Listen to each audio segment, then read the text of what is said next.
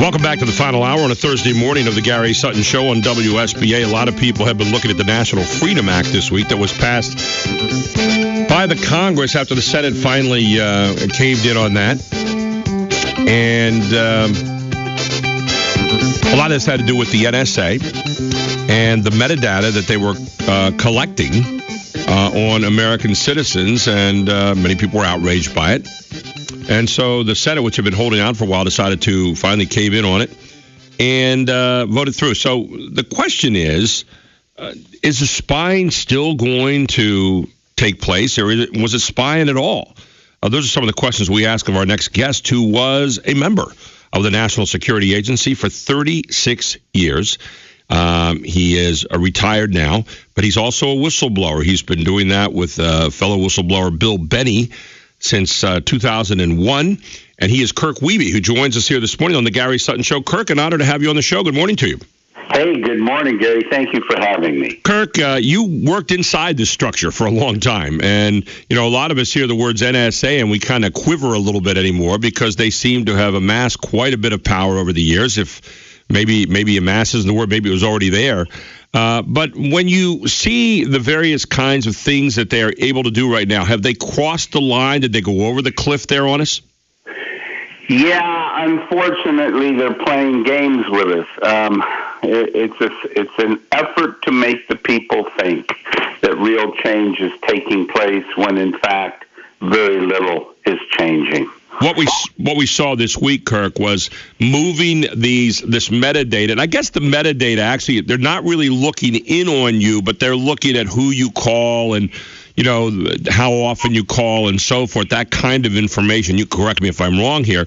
And then what they said this week, which was this National Freedom Act, kind of the backup position was, okay, well, the government can't keep this anymore, but phone companies can keep this data, and then the government to get this would have to go, I guess, through the FISA courts to get this data from the phones to look and see if there are any patterns out there. Is that essentially what came down?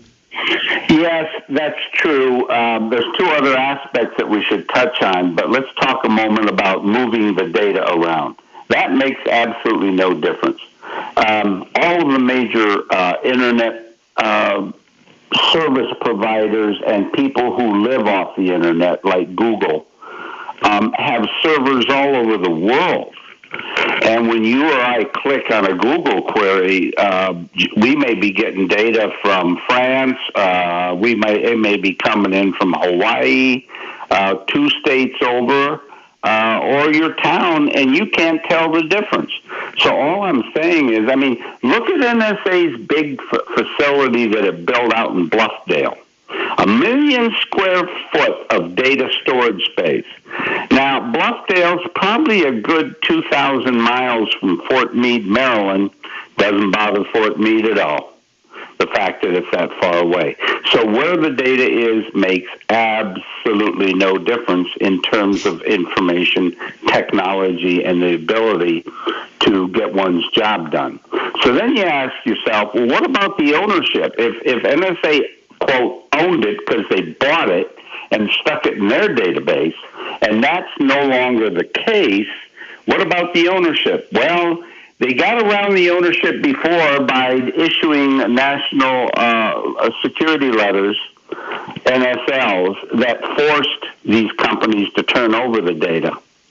So now the question is, are those companies going to cooperate? Well, I'm going to bet they are, because there'll be some threat or some large amount of compensation with taxpayer money to wrangle that access to their databases and get the job done. So no real change. Yeah, I have visions of Vito Corleone showing up the door there and saying, I've got a deal for you that you can't refuse. Exactly. Talk about the NSA, if you would, here, Kirk, because I think a lot of people are intrigued by this outfit. We don't know a lot about it. I had my brother was still alive. His wife's father was very high up in the NSA, and they used to tell stories about how his wife knew very little about what he was doing at any particular point in time. So you're a guy that worked inside it. I know you've been a whistleblower since, but to the extent that you can, tell us what it was like inside the NSA. Well, Well, for most of my career, NSA was a terrific place to work. Right. Now, but think back. I went to work for NSA in 1975. That's the same year the church committee was busy putting constraints and shackles on the NSA, working closely with NSA's director, Admiral Bobby Inman, terrific man, a real patriot and a terrific guy who did obey the Constitution. And so I went in what we would call a period of honesty more than its history, because from just after World War II until 1975, NSA had operated unconstitutionally because it was listening to the communications of American citizens. And I'll name a couple. Martin Luther King, for one. Right. A bunch of Vietnam War protesters. And even Senator Frank Church himself. Wow. So here we have proof that NSA is quite willing to and has a history of listening in on our private communications. So if people think trust is due, think twice about it. The history's there. And now we have another period from 2001 up to the present. So if I total the total number of years NSA has existed, that's about 68 years. And what part of that has it operated illegally, unconstitutionally? 42 of those 68 years. So we have a credibility and an integrity problem. Now, having said that, when I was there, I enjoyed the work. I was rewarded for that work. I received the second highest award NSA bestows for work I did on foreign strategic weapon systems that the president said we need to know about. And so it was fun. It was challenging. We had good people. I think there's still a lot of good people. But people in positions of power have taken this very powerful mechanism, this apparatus, and turned it against the people. Again, not having learned the lessons. I mean, I ask people this. What's different about Congress in 2015 from the Congress we had when Frank Church in Congress was irate when it found out NSA was monitoring the conversations, the communications of people in this country? What's changed? We had the Cold War, and that Cold War had a larger threat than ISIS will ever produce because the Russians had hundreds of nuclear weapons aimed at our backyard. Let me ask you this question. And again, we're talking this morning with Kirk Wiebe. He's a retired National Security Agency a member of 36 years. He worked there, now whistleblower. Do we need an NSA? Is that important to have that or something akin to that? I don't mean that to sound like a very innocent question because I know there's probably a more complicated answer, but do we need an NSA as it exists right now? Not as it exists right now, but we need an NSA. But it needs to follow the Constitution. It can. That's even more frustrating. People say, why are they doing this? Is this a bunch of evil people? Actually, I don't think they know how to do it constitutionally. They threw the baby out with the bathwater when Michael Hayden took over, one of the worst directors the NSA's ever had. Launched something called Trailblazer, wasted billions of dollars, had nothing to show for it, wasted 4 years of intelligence collection time when they could have been keeping up with what the Russians were doing or the Chinese or the enemy du jour. But because Trailblazer failed, they had a huge inability to monitor the world. And who knows what they have left after those pieces fell on the floor. So I am convinced, because they never spoke to Bill Binney, never drained his brain before we left, and all the successes we learned to do in a research facility, none of that got transferred, or very little of it got transferred to the current NSA. So I worry that they're not able to do their job, and there's evidence for it, Gary. They missed the Boston bomber. Right. They missed Fort Hood. They missed the New York Times Square bomber. They missed the underwear bomber. They missed Charlie Hebdo, and that's foreign intelligence. That's their job. The FBI is supposed to worry about what's going on here in the States. So I'm not seeing evidence of good performance. NSA is supposed to stop things from happening, not pick up the pieces afterwards. How would they operate within the confines if they knew how to do it? Which you said you're not sure they do. How would they operate within the confines of the Constitution, fulfilling a good role then for us in this country? Well, and you're going to be surprised when I say this, because now we have a USA Freedom Act attempting to stop their ability to collect metadata. Had the world been a better place in the year 1999, 2000, and what I mean by that, had we had a wise director instead of a Hayden, and we had people more interested in obeying the Constitution and doing surveillance within the context of the Constitution, we wouldn't be where we are today in a real argument about what NSA is doing and all of this. Snowden wouldn't have had to happen. And here's how it would have worked. We would have collected all the metadata we could get our hands on. That is useful. Mm-hmm. It's useful, but it's dangerous if it's misused. Metadata can tell more about your life in a short time span than anything you're writing in emails or chats. Let me jump in on you real quick here, Kirk. What, for people out there that hear this word but they're not quite sure, what all is entailed in metadata? Metadata, think of it as addresses. Okay. All different kinds of addresses. You know you have a phone number, and a phone number is different from an email, but they all equate to you, and uniquely you. Your house address is one. A set of coordinates on the Earth, longitude, is metadata. It describes. It's an address to a point on the Earth.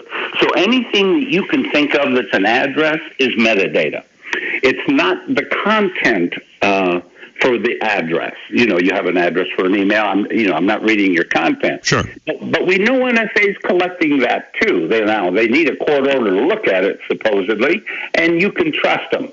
But no one's verifying that. It's all a handshake and a wink. Now, this kind of power in the wrong hands can be turned on a population very quickly, as the East Germans did with the secret police, their Stasi, as Hitler did with the Gestapo, the SS, the brown shirts, you name it. And for those who would say, I'm not worried about it, I'm not doing anything wrong, I will tell you that is a quote by Hitler's propaganda minister, Joseph Goebbels. Yeah. So people need to be aware. So anyway, that's metadata. But metadata, when studied about a person or a business over time, day in, day out, if I plot it out on a clock, I can get a pattern of your behavior to the point where I can tell when you're going to work, not going to work. I can figure out where, in fact, I'm told where you stopped and got gas, because when you swiped your credit card, it did a time hack, a date, your address, your account number. It's all attributable to you. So all of that gives me location data in addition to your cell phone, because you're going through cells, and we know where those cells are, and the phone company knows where those cells are. So it's very intrusive, very insightful, and I would argue much more harmful than reading your content, most of which is boring. Kirk, I want to come back and talk more with you about this. The National Freedom Act was passed this week. The president just signed it. And again, it's in a big shell game. That's one of the questions we'll ask Kirk Wiebe. He worked at the NSA for 36 years. He has been a whistleblower now since 2001, and he'll be right back with us here in an intriguing interview on the Gary Sutton Show on News Radio 910 WSBA. Welcome back to the Gary Sutton Show on WSBA. Kirk Wiebe is a retired National Security Agency member, I guess you would say. Would I call you an agent, Kirk? Is that what you were during that time, or what was the title of your job? Yeah, we did not. By the time I left, so many people have said, "What's your title?" Well, it depends when you look at my career, but I would say, in general, senior intelligence analyst. We didn't have agents as people conjure up visions of somebody with sunglasses and a weapon. The CIA has a piece that does that, but not NSA. So NSA, were you in?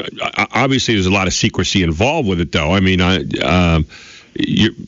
did you have a lot of that kind of thing where you'd leave home and I'll be back in a while, and you come back? Well, no. Okay. We did have overseas tours because NSA has facilities around the world, and in concert with second parties. You've heard of Five Eyes that the Snowden slides show, but there are also third parties, countries that we're not so close with, but that we have some measure of agreement with to exchange information, whether that's intercepted or collected data or reports, intelligence reports, that kind of thing. So, but for the majority of people's tours, they were at Fort Meade. If they were civilians, the military there, of course, would rotate in and out because it does belong to the Defense Department. So we have always had a military chief, director, if you will. When you look at the NSA right now, how dangerous is it to the normal citizen here in America from your particular vantage point, having seen it when you thought it worked well and now seeing it where you think maybe it does not? Well, I do not think at this moment NSA is salivating over monitoring your neighbor or you. And it really doesn't have anything to do with whether you're doing anything wrong or not. It has to do with the fact that NSA's only got so many resources. The data volumes globally are huge, and its main function is to look at to generate foreign intelligence about foreign things, foreign threats, whether they be terrorist, criminal, military, or whatever. And so I think it's been clearly almost all of its time doing its primary job. But what's changed is all the data it's collecting can be dipped into and sampled by people like the FBI, the Drug Enforcement Agency, the IRS, and a whole bunch of other people. And that data can even be used in a court of law, and they don't have to tell you where they got it. That's the thing that's subverting our system of justice. Wow. It's called parallel construction. I use NSA data to go after you, but I don't tell the court, I don't tell the judge. Even your lawyers don't know it, so you're not able to face your accusers. And then they make up a story that the FBI got that information through classical investigative work. I mean, that's scary stuff. I mean, if you're sitting out here, it's very scary stuff. And then you get, politicians who get this in the wrong hands, obviously, or do it for political reasons to try to destroy people. And we are seeing plenty of that right now in our own country. All of a sudden, you've got a very dangerous hammer in your hand, don't you? Yeah, you do. And that's an important aspect of this that people don't think about. We have a corrupt nation. People have not been educated about just how corrupt we have become as a society since, say, the 1940s, when only 20% of young people would admit to cheating to get ahead in life. Now it's in the 90s. Let me ask you, they don't have a conscience about it. Kirk, why did that change? I mean, as you look back and you kind of trace it, where and why did that change? Boy, what a question you just asked. You're the first person that's ever asked me that question. And I'm smiling because I have spent hours on my lawn tractor. I have about an acre and a half of lawn to cut, thinking about what happened. And we have become a materialistic country, a country of people whose only goal is to get ahead and feel good. Now, you say, what's the matter with that? Well, that's fine, as long as you're tending to other things, like doing it honestly, with integrity. And because once that integrity, that conscience of doing things correctly is lost, we begin to fall apart. And I will tell you, that corruption There's no conscience anymore. You know, we used to be a pretty religious country, and if nothing else, if your father's whip didn't put a conscience on you, your religion did. Yeah. And we felt intimidated by an all-powerful God. Now, with the waning of religion and people not as dedicated to religious beliefs, we don't have anything teaching conscience. Where do you get your morality? What's right? What's wrong? But isn't it okay if I cheat my exam if it means I get a good job? Exactly. And so the idea of the means to an end now has become dishonesty. It's become a situation where you now are, it's just a matter of winning. It's not a matter of winning the right way. It's not a matter of all of us winning. It's a matter of if I win and you lose, that's okay in our society. And that's kind of a scary, scary proposition. Final 30 seconds, your final thoughts. Well, and just following up on that issue about corruption, I urge every listener in your listening area, become a whistleblower, no matter how small. When you see wrongdoing, get it out there somewhere. If you want to do it anonymously, do it. Call Gary. Tell him something's going wrong. You don't have to tell your boss if you're afraid of retribution. Let's correct what's at the root of this misuse of power. Yeah. Great stuff this morning. Kirk, I hope we talk again sometime. I found it fascinating, and we're going to put this up on Facebook.com/910WSBA. Kirk Wiebe this morning from the National Security Agency, now retired. And Kirk, I can't wait for our next time, hopefully very soon. Absolutely, Gary. Look forward to it. Thank you. Take care. Kirk Wiebe.